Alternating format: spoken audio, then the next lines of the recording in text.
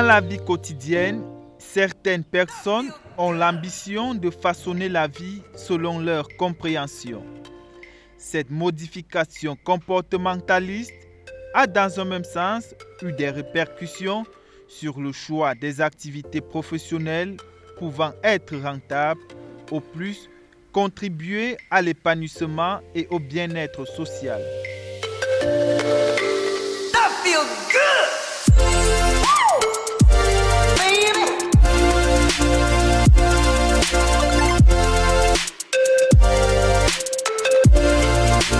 That feel good. Baby.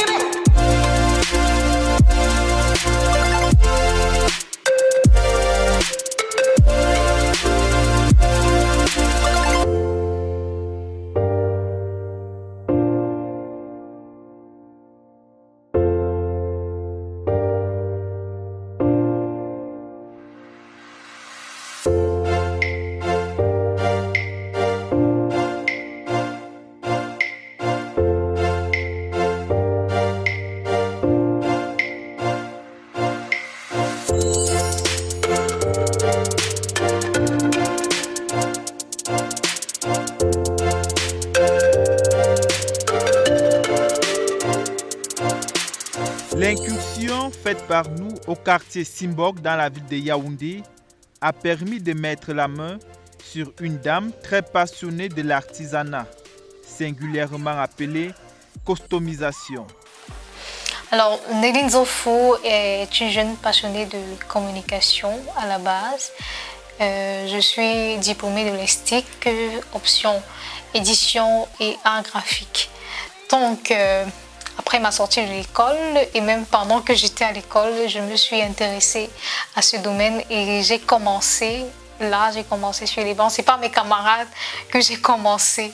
Comme je peux dire que mes camarades ont été un peu comme mes boucs émissaires parce que c'est à eux que je partais donner les produits, ils appréciaient en fonction des retours également, je m'améliorais. Donc c'est comme ça que j'ai commencé avec AfroStyle. Mais avant de prendre pour inspiration AfroStyle, la jeune Néline Diofou a connu et continue de s'enrichir en expérience. Avant AfroStyle, il y a eu Smiley, parce que Smiley était mon tout premier projet. Je fabriquais des pâtisseries à base de farine locale, farine de patate, tapioca, manioc, etc. Également, c'était toujours à l'école sur les bancs.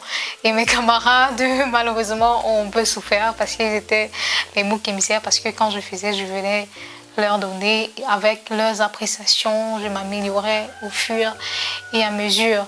Donc, dans le domaine professionnel, Néline Zofou, c'est ça. C'est une diplômée de l'ESTIC et donc une professionnelle de la communication.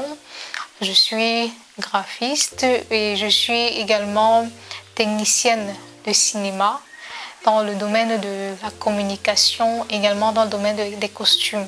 Donc, je suis par ailleurs rédactrice en chef d'un média en ligne, Actua Ciné, qui partage l'actualité du cinéma au Cameroun. Je suis également stagiaire apprenante à Inception Art & Com en tant que costumière et en tant qu'apprenante assistante monteur. Donc voilà en gros les casquettes de Néline Zofou. Les multiples casquettes dont fait office la jeune chef d'entreprise ne l'empêchent pas d'illustrer le domaine de la customisation. C'est du moins ce qui meuble son quotidien.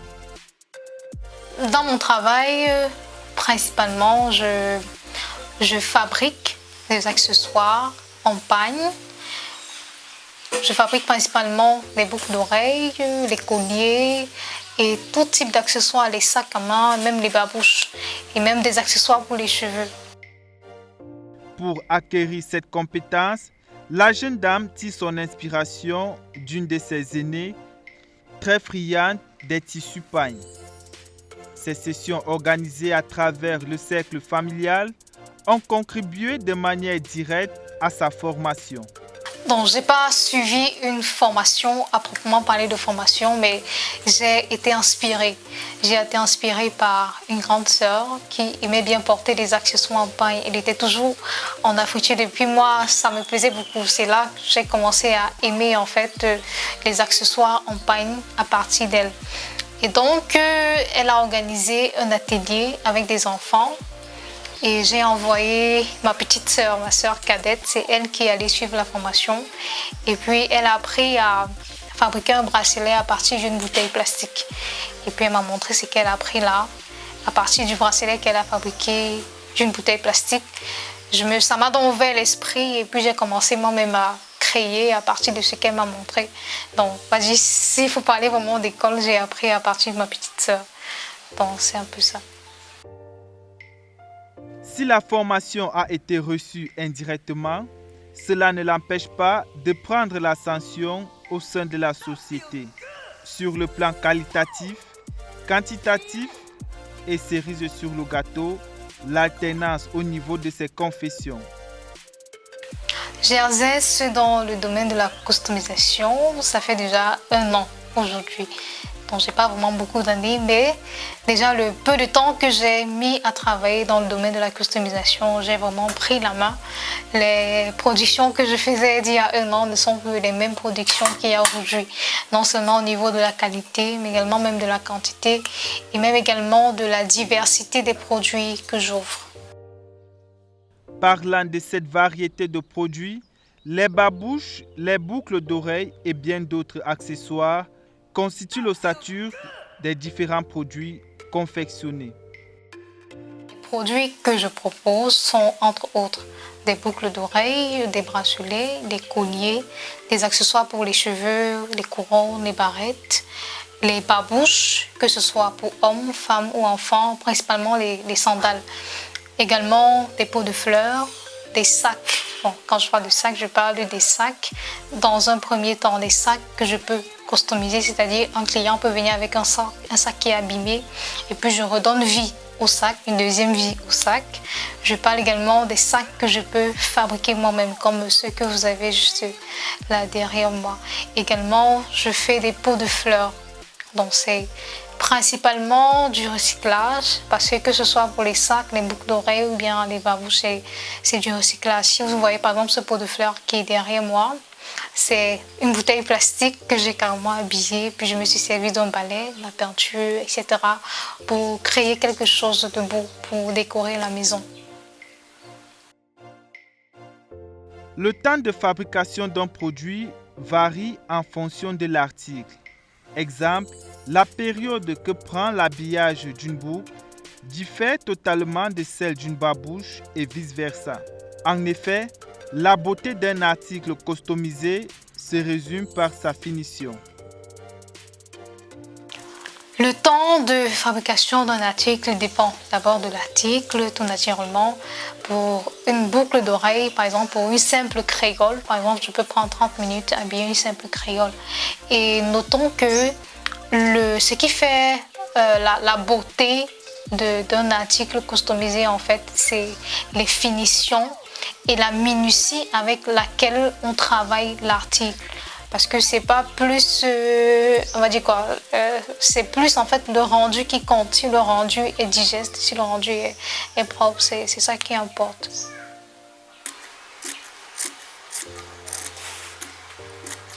« 70% de recyclage, 30% d'adaptation de matériel et 10% du matériel propre, c'est ce qu'il faut pour atteindre 100% des fabrications prêtes à l'utilisation. À l'effet de mieux ferrer sa cible, l'artisan peut compter sur une panoplie d'objets en plastique. Ok, j'utilise, comme je l'ai dit, je fais du recyclage. C'est du recyclage. Parlant par exemple du pot de fleurs dont je vous ai parlé. Parlant des bracelets, par exemple, les bracelets, je les fabrique à partir des bouteilles plastiques que je recycle. C'est principalement 70% de recyclage en fait. Et c'est 30% du matériel d'adaptation et environ 10 ou 10% de matériel propre. parce que le matériel propre, il faut le dire, il est difficile à trouver. Et donc, il y va de l'ingéniosité de l'artisane à pouvoir vraiment se servir de ce qu'elle a autour d'elle. Parce que sur le marché, on n'a pas toujours ce qu'on veut. Et même pour trouver ce qu'on veut, il faut vraiment chercher. Et donc, voilà à peu près ce que j'utilise. Donc, 70% d'adaptation, 70% de recyclage, 20% d'adaptation et 10% de matériel propre. Les prix chez Afrostyle, à partir de 500, on peut être satisfait chez Afrostyle. On peut avoir une boucle d'oreille à 500 francs, on peut avoir un bracelet à 500 francs. Le plus grand prix, c'est vrai que c'est un peu difficile de le dire parce que jusqu'ici, on n'est pas au bout de ce qu'on peut offrir. Donc, plus on offre des produits, plus également les prix augmentent. Et donc, je peux dire que le prix le plus élevé jusqu'à présent chez Afrostyle, c'est 100 000. Et avec 100 000, on a un ensemble, chez Afrostyle, on a un ensemble collier, boucle, bracelet. Comme par exemple ce que vous avez là derrière, juste là derrière, l'ensemble là, il coûte 100 000. C'est le prix le plus élevé jusqu'ici chez Afrostyle. L'artisane peut dans un autre sillage prendre ses appuis sur la machine à coudre, thermocollant et bien d'autres matériels. Alors, le matériel utilisé dépend de l'article. Par exemple, pour un sac à main, j'ai besoin du thermocollant. J'utilise le thermocollant pour fabriquer les sacs à main. J'ai besoin d'une machine à coudre. Pour faire un bracelet customisé, par exemple en bois, naturellement, j'ai besoin du bracelet en bois et puis je le customise juste. Pour faire d'autres bracelets, j'ai besoin d'une bouteille plastique. Pour faire, par exemple, des sacs, comme vous voyez derrière les sacs avec la paille tissée, j'ai besoin naturellement du sac. Et l'outil principal, mon outil principal, c'est la colle forte et une paire de ciseaux. Et sans oublier mon petit outil magique qui est le briquet. Dans l'optique de faire circuler sans équivoque ces différentes propositions, la jeune Nelly met en avant la promotion de la culture. Il s'agit ici de mettre un point d'honneur sur les pagnes issus des régions de l'Ouest et du Nord-Ouest. Je ne dirais pas variation de couleur, mais je parlerai peut-être du choix du pagne. Parlant du choix du pagne, chez nous, on a des pagnes qui nous représentent bien et qui passent aussi facilement sur le marché, parce que c'est aussi ça. En dehors de faire quelque chose de le faire par amour ou bien par passion, il y a aussi le fait de vouloir répondre en fait à un besoin du peuple, également se faire de l'argent. Et donc, les pagnes que j'utilise sont principalement des pagnes qui nous viennent de la région de l'Ouest, qui sont des identifiants de la région de l'Ouest, principalement le DOP. Et on appelle aussi ça quoi. Bon, comme le sac là, c'est une forme de Togo qui nous vient également de la région du Nord-Ouest. Donc, à partir de ces pagnes, je peux faire des créations. Je peux varier avec du satin ou d'autres tissus de couleurs uniques. Je peux également utiliser des petits bling bling pour en fait faire ressortir la beauté du pagne. Je m'approvisionne en pagne au marché Mendon et principalement à Mokolo. Bon, marché Mendon, c'est plus quand c'est des commandes rapides, mais quand j'ai tout mon temps, je vais à Mokolo. Bon, comme tout artisan ou alors tout travailleur, j'ai mon asso à Mokolo qui me fait des bons prix sur les pagnes.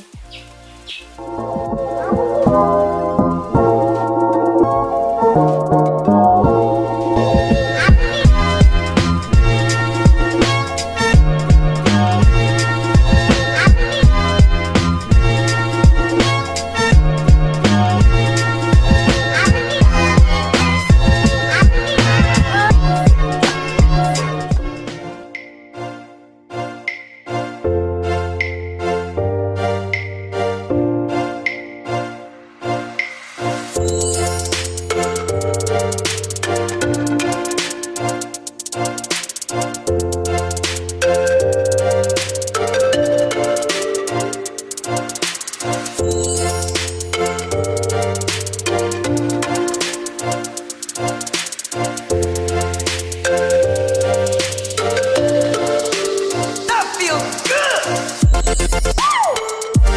Baby.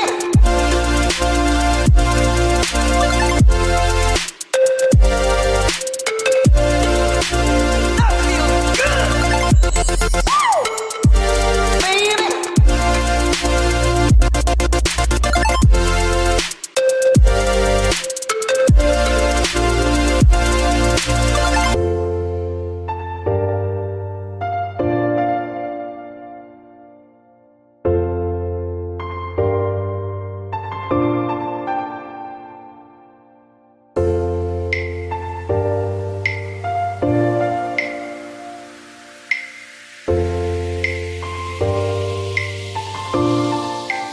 I feel good. Malgré son jeune âge, Nelly Ndiofu a pu trouver sa cible à travers notamment les réseaux sociaux. Il en ressort que les plus intéressés sont ceux issus de la diaspora et les personnes ayant atteint la maturité. Les hommes sont comptés parmi les moins intéressés. Chaque domaine a ses réalités et donc les réalités de ce domaine, on va dire, sont un peu, je vais dire, c'est pas stable en fait. C'est pas tout le monde qui apprécie du premier regard, mais il y en a qui apprécient du premier regard. Donc c'est un peu comme ça qu'on fonctionne, c'est qu'on trouve en fait la cible, parce que c'est pas tout le monde qui aime le pain. Principalement les hommes eux principalement sont réfractaires au pain. Non, pour eux le pain c'est pour les femmes. Et donc quand on a des produits comme ça, je vais dire comme ça, on a les benguistes par exemple qui s'intéressent vraiment à ça parce qu'ils disent ils quittent de leur pays avec quelque chose qui leur est propre, qui les permet de les identifier. Et donc les clients sont un peu divergents, mais il y a également les jeunes qui s'intéressent quand même de plus en plus et on profite aussi souvent quand on a des thèmes, quand au fur et à mesure on a des thèmes qui incitent vraiment au retour aux sources. C'est un peu là qu'on peut bénéficier des petits marchés. Donc c'est un peu comme ça que je fonctionne. Mon petit marché, je vends sur mes statuts. J'ai déjà quand même participé à des foires. J'ai une page Facebook. Donc c'est un peu comme ça que je me débrouille à pouvoir écrouler mes stocks. C'est également de la bouche à oreille. C'est également, on va dire, il faut aussi savoir être opportuniste, c'est-à-dire importuner les gens, présenter ce que tu as fait montrer. Donc parfois, la tactique que j'adopte souvent, c'est que j'offre un de mes produits à un client que je sais que quand il va aller, il va aimer et puis il va me rappeler. Donc c'est un peu comme ça que je fonctionne aussi. Afrostyle a déjà participé à 4 foires. La première, c'était la foire sur l'environnement, la protection de l'environnement, puisque Afrostyle fait du recyclage. La deuxième fois à laquelle nous avons participé, c'est le salon de l'éducation, c'était au moment de la réunification. La prochaine fois, c'était au SADECO, le salon de l'art décoratif et du design. Et la dernière fois à laquelle nous avons participé, c'était le salon de l'éducation à l'hôtel de ville. Donc voilà les petites ouvertures que nous avons eues. Et il faut préciser que les stands ne sont pas vraiment abordables pour tout le monde. Mais quand on se sert du réseau, parce qu'il faut quand même le dire, c'est le réseau qui permet en sorte qu'on puisse se positionner, qu'on puisse avoir des petites opportunités comme ça d'exposer. Relativement à la page Afrostyle, c'est une plateforme disposant d'un menu consistant d'informations. De façon générale, Afrostyle, c'est une jeune start-up qui vous propose des accessoires de mode et des accessoires de décoration pour la maison en pain. Donc c'est tout en pain. Accessoires de mode, des boucles d'oreilles, des colliers, des bracelets, des barbouches, des sacs à main, etc. Des accessoires de décoration pour la maison. Vous avez des pots de fleurs, vous avez également des sets de table, des napperons pour embellir la maison tout en gardant la touche afritude, la touche pain. Donc voilà globalement Afrostyle. Nous sommes présents sur les réseaux sociaux, principalement Facebook. Nous avons une page Facebook qui existe déjà depuis 3 mois aujourd'hui, bien que l'activité en elle-même, Afrostyle, existe depuis 1 an déjà. Afrostyle a jusqu'ici un seul partenaire qui nous fournit des sacs en paille, en plastique, donc que nous chargeons juste d'habiller. Et même jusque-là, c'est juste la famille, c'est toujours la famille, c'est un frère à moi qui les confectionne. Et moi, je me charge juste de les habiller, de les donner un nouveau visage pour pouvoir les commercialiser. Avec cette panoplie de performances, la jeune femme parvient à maîtriser la pression. Pour elle, c'est une occasion de s'inscrire dans la lignée des titans. Avec toutes ces multiples casquettes, je dirais que c'est pas facile d'avoir plusieurs casquettes, mais pour moi vraiment c'est comme ça que je me sens productive, c'est comme ça que je me sens vraiment à l'aise dans la société. Je sens que j'ai vraiment beaucoup à offrir aux autres et moi c'est la chose qui me fait vraiment le plus plaisir, savoir que je suis serviable et que je peux offrir quelque chose qui soit vraiment on va dire quoi, impératif et important pour les autres. Donc vraiment, je me plais dans les activités que je fais et je m'efforce vraiment à être au top dans tout ce que je fais, à être la meilleure, vraiment montrer, donner le meilleur de moi-même dans chaque production que je fais. La jeune dame, à travers son histoire, illustre les valeurs culturelles. À côté de cela, met en exergue la promotion du travail et ses répercussions dans la vie de l'homme en général et de la femme en particulier.